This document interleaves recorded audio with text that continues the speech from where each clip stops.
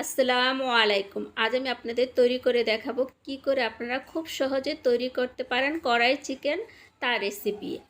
আর এরকম সহজ সহজ রেসিপি পেতে আমার চ্যানেলটা লাইক কমেন্ট শেয়ার করতে ভুলবেন না।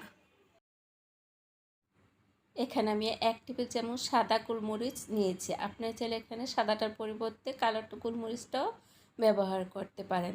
তারপর আমি এখানে একটা জয়ফলকে 8 ভাগ করে তারপর আমি নিয়েছি কাঠবাদাম আর কাজু বাদাম, তা নিয়েছি আমি 3 টেবিল চামচের মতো। আপনারা এখানে যে কোনো বাদাম ব্যবহার করতে পারেন।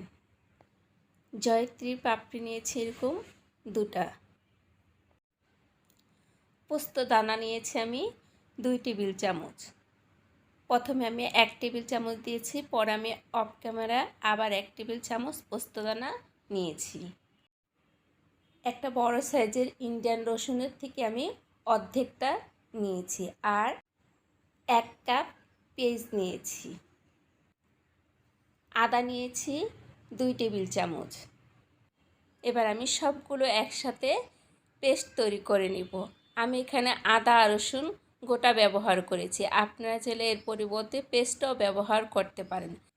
এবার আমি চুলার উপর একটা প্যান বসিয়ে প্যানটা গরম হওয়ার পর আমি এখানে 1/2 কাপ সয়াবিন তেল দিব। তেলটা গরম হওয়ার পর আমি আগে থাকতে 1/4 কাপ পেঁয়াজ কুচি করে রেখেছি তা দিয়ে দিব। তার সাথে আমি দারচিনি, এলাচি, লং আর তেজপাতা দিব। এবার আমি পেঁয়াজগুলো লাল করে ভেজে নিব। পেঁয়াজগুলো লাল করে ভেজে নেওয়া হয়েছে। এবার আমি এর মধ্যে আগে থাকতে গোলমরিচ, জয়ফল, জয়ত্রী, আদা রসুন পেঁয়াজের যে পেস্ট তৈরি করে রেখেছি তা দিয়ে দিব। দিয়ে আমি একটা চটার সাহায্যে নেড়ে দিব। তারপর আমি এখানে পরিমাণ মতো লবণ দিব। তারপর আমি পোস্তদানা আর সবগুলো উপকরণ একসাথে 2 মিনিটের মতো ভালো করে কষিয়ে নিব। কষিয়ে নেওয়ার পর আমি এখানে আগে থাকতে 1 কেজি মুরগির মাংস ধুয়ে পরিষ্কার করে নিয়েছি তা দিয়ে দিব। দিয়ে আমি মুরগির মাংসগুলো প্রায় 7-8 মিনিটের মতো মশলার সাথে ভালো করে কষিয়ে নিব। এবার আমি এখানে লাল মরিচের গুঁড়ো দিব 2 চামচ। ঝাল আর লবণ দুটোই আপনাদের স্বাদ অনুযায়ী এখানে কমাতেও পারবেন আবার বাড়াতেও পারবেন। ধনিয়ার গুঁড়ো দিব 1 চামচ। টালা জিরে গুঁড়ো দিব 1/4 চামচ। হলুদের গুঁড়ো দিব 1 চামচ। এবার আমি সবগুলো উপকরণ একসাথে ভালো করে মিশিয়ে মাংসটাকে 5 থেকে 6 মিনিটের মতো কষিয়ে নিব। এবার আমি এখানে টক দই দিব 3 টেবিল চামচ।